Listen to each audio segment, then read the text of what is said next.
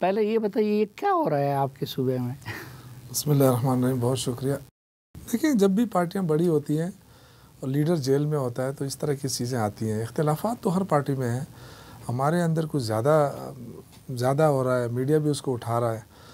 और लेकिन ये बदकिस्मती मैं कहूँगा, क्योंकि हर एक को अपने अपने एक इज़्ज़त मिली हुई है, एक हैसियत मिली हुई है, और उसके अंदर रहकर मेरे ख्याल से हर एक को अपनी स्ट्रगल करनी चाहिए। इस वक्त पार्टी मुश्किल में है और बहुत बड़ी मुश्किल में है। पाकिस्तान भी मुश्किल में है, लेकिन पार्टी भी मुश्किल में है, और हमें वो तमाम चीज़ें फॉलो करनी चाहिए जिससे इमरान खान पार्टी को फ़ायदा हो।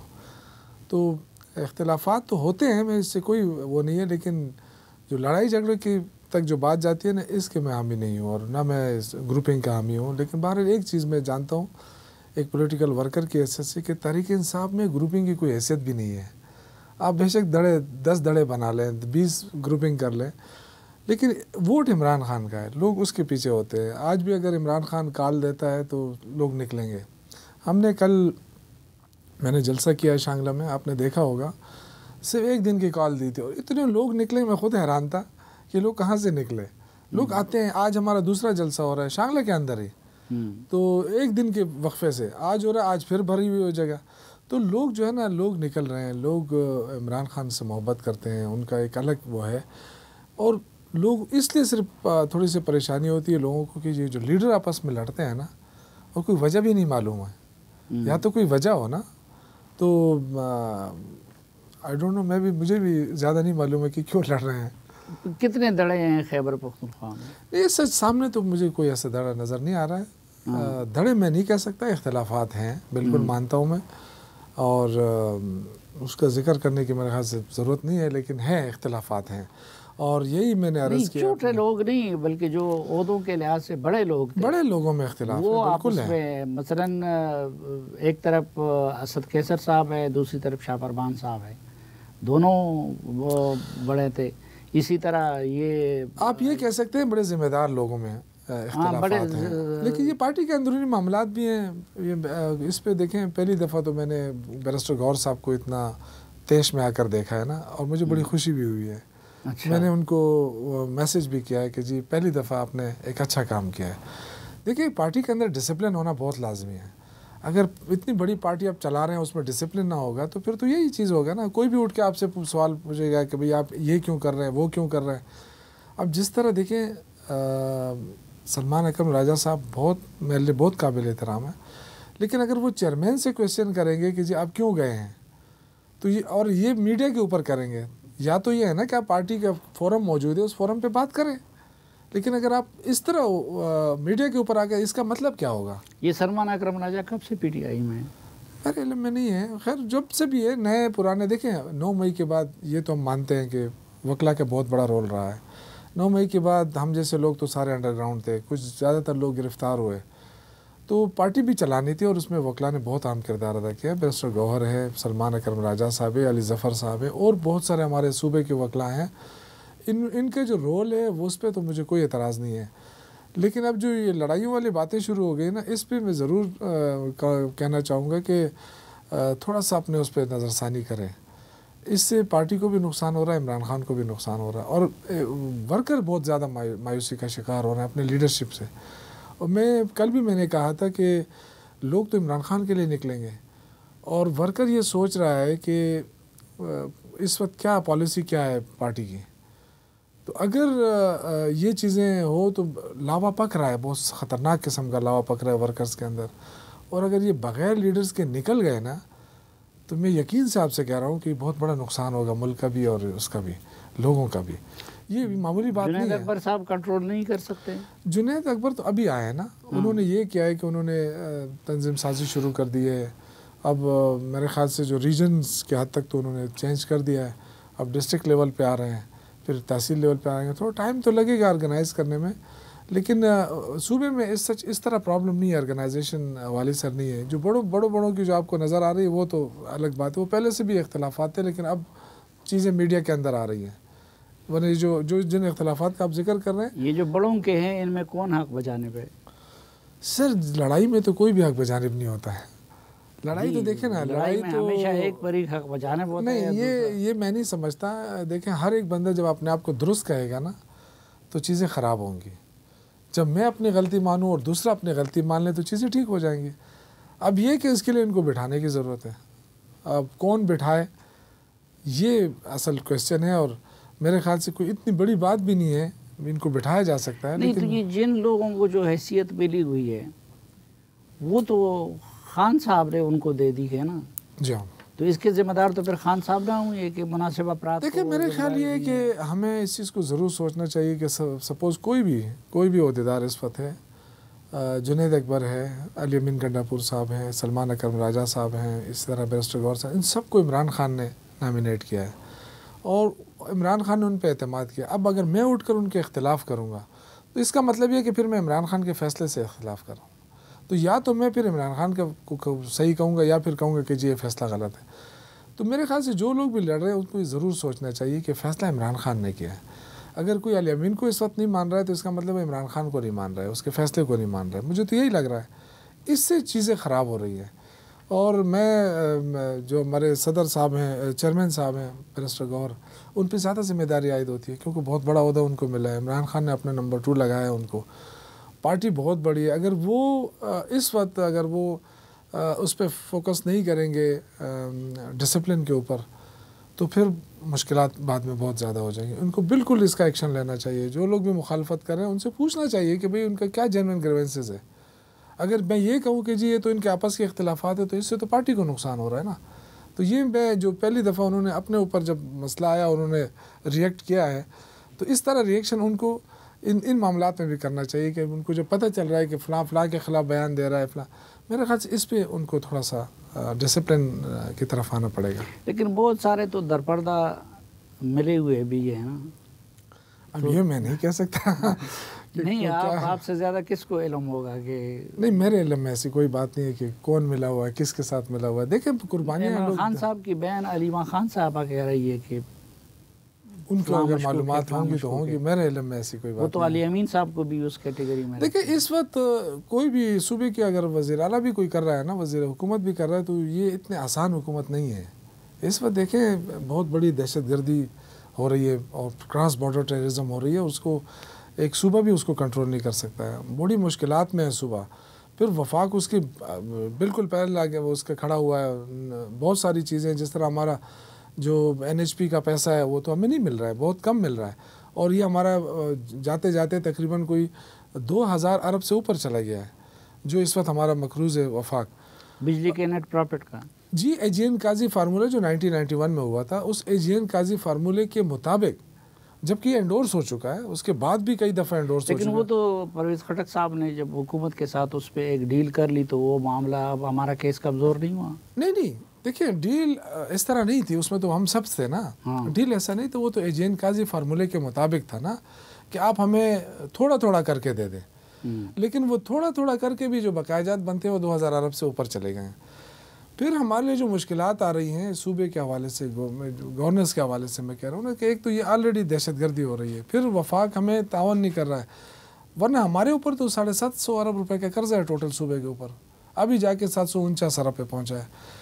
तो अगर 2000 अरब हमने ये इन्होंने जो दबाए हुए अगर हमें दे देते हैं तो हमारा तो सूबा कर्जा फ्री हो जाएगा ना। नहीं, ये तो खैर पीपल्स पार्टी की हुकूमत में भी यही था और मुस्लिम लीग नून को भी यही हिस्सा मिल रहा था, बाकियों को भी ये हिस्सा मिल रहा था। लेकिन जिस तरह परवेज़ खटक साहब ने उनके साथ मुआहदा किया, इस तरह किसी ने नहीं किया था।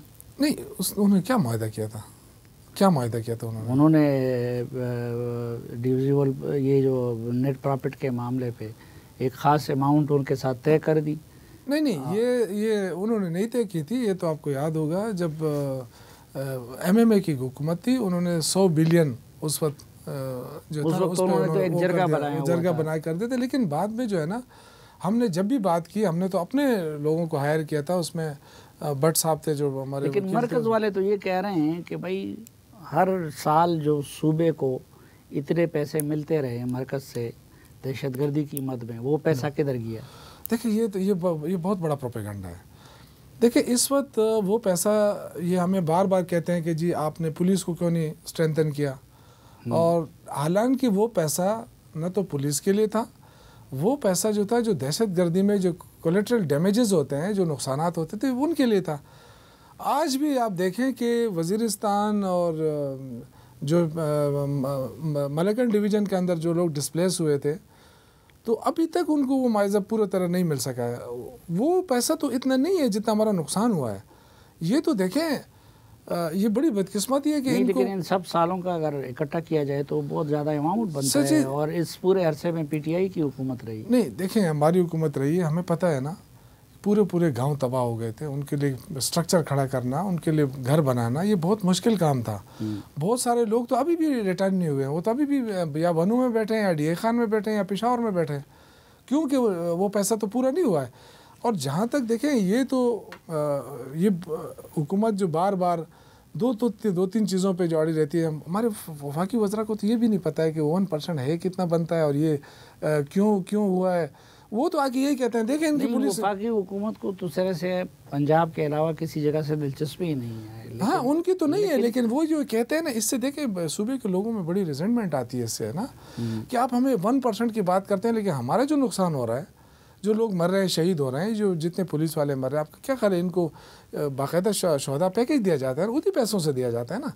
और ये जो लोग शहीद हो जाते हैं जगह जगह, उन्हीं पैकेज से, उन्हीं पैसों से उनको कंपनसेट किया जाता है, या कोलेटरल डैमेजेस हो जाते हैं, घर बार तबाह हो जाते हैं, उन्हीं से पैसों से वो होता है। ये तो हिसाब किताब लगाया गया है, तो ये तो ज़ीरे के बराबर भी नहीं है। ये तो बहुत बड़ा नुकसान हुआ है खैबर पख्तूनख्वा का, लेकिन इनको नहीं पता। ये यहाँ से 1% सुना है, बस 1% की बात करते हैं। अभी रिसेंटली, लेकिन इसके लिए आप लोग न एहतजाज करते हैं, न इस्लामाबाद की तरफ मार्च लाते हैं, न कुछ और करते हैं, बल्कि दूसरे मामलात के लिए आप लोग इस्लामाबाद की तरफ आते हैं।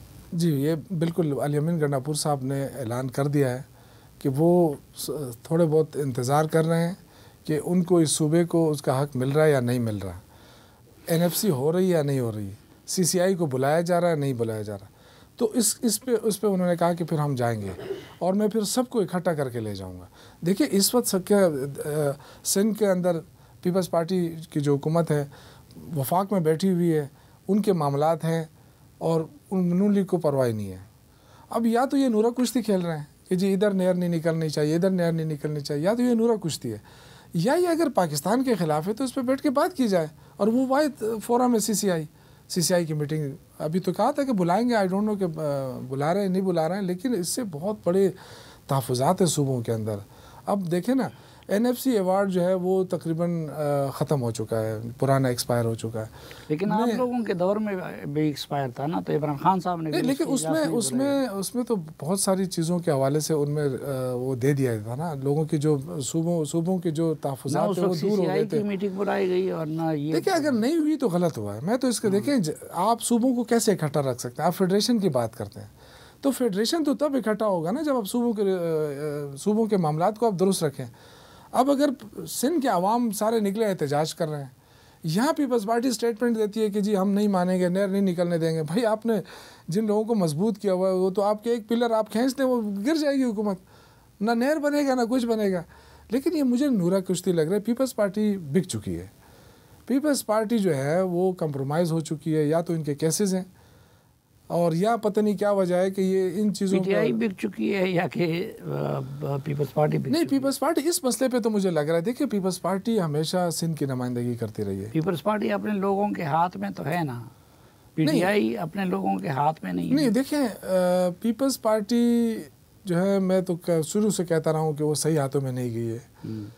देखें, वो तो कोई भुट्टो की फैमिली के हाथों में तो नहीं गई है ना, लेकिन मेरा उससे कोई गरज नहीं, वो अपने अलग पार्टी है। लेकिन इस वक्त पीपल्स पार्टी सिंध के अवाम की नुमाइंदगी नहीं कर रही है, और इस आप देखेंगे कि सिंध के अवाम जो है वो इकट्ठे हो रहे हैं, मुतहद हो रहे हैं। कोई और आगे आ जाएगा, पीपल्स हो सकता है PTI उसको लीड कर ले या कोई और कर ले, लेकिन पीपल्स पार्टी कंप्रोमाइज़ है इस वक्त। आप उनके वज़रा और उनके जो नुमाइंदे उनको बुलाएं, उनके बयानात सुने, वो बेचारे खुद कहते हैं कि जी नून लीग ज़्यादती कर रही है। अच्छा, बस ज़्यादती कर रही है तो फिर क्यों सपोर्ट कर रहे हैं आप? आपके पूरे सूबे को एक मसला बना हुआ है। लेकिन इधर तो देखिए, सबसे बड़ी मिसाल तो आप हैं। आप बानी रुकन है PTI के, इस वक्त आपके पास क्या ओहदा है? ज़रूरी तो नहीं है कि मैं बानी हूँ तो मुझे मेरे पास कोई ओहदा हो। इसकी बजाय जो है कोई वकील अब परसों उसने ज्वाइन कर दिया है, उसके पास ओहदा है, कोई नए आ गए। ये तो ओहदे से क्या फ़र्क पड़ता है, ओहदे हो या ना हो। देखो हमारी तो पार्टी, हम तो पार्टी के लिए काम कर रहे हैं ना, हम तो कभी पीछे नहीं हटे हैं, चाहे धरना हो, चाहे जो भी हो, चाहे तहरीक हो। मेरा नहीं ख्याल है कि जो लोग, तो इसका ये मतलब नहीं कि मेरिट आपकी पार्टी में भी नहीं है। नहीं, मेरिट की बात नहीं होती है। देखें ये तो पार्टी की अपनी मर्ज़ी होती है कि वो किससे क्या काम लेते हैं। हो सकता है हमसे अच्छे लोग हों, तो मैं तो इस चीज़ में पढ़ना भी नहीं चाहता हूँ, ना मैंने कभी ओहदे का डिमांड किया, ना मैं इन चीज़ों में पढ़ना चाहता हूँ। मेरे आगे एक ही चीज़ है कि जी इमरान खान और तहरीक इंसाफ। मेरा काम यही है कि इनको सपोर्ट करना, इनके साथ खड़ा होना, चाहे अच्छा वक्त हो, बुरा वक्त हो। वो सारे वक्त देख भी लिए कुछ थोड़े बहुत, वो प्रेशर भी देख लिया, आपसे भी बातचीत होती रहती थी। और तो मतलब ये कि ओहदा, मेरे ख्याल से ओहदे बहुत सारे लोगों के पास है ना। असल चीज़ ओहदा नहीं है, असल चीज़ कमिटमेंट है, और कमिटमेंट 96 से अल्हम्दुलिल्लाह है। बहुत सारे लोग हैं हमारे जो पुराने, उनके पास ओहदा नहीं है। बहुत सारों को तो टिकट भी नहीं मिला है। मैं तो उन खुशकिस्मतों में कभी कभी मुझे मतलब थोड़ी मुश्किलात आ जाती है, लेकिन टिकट फिर भी मिल जाता है। ऐसे तो बहुत सारे लोग हैं उनको तो टिकट भी नहीं मिला है, जो बहुत सारे जेन्युइन लोग हैं।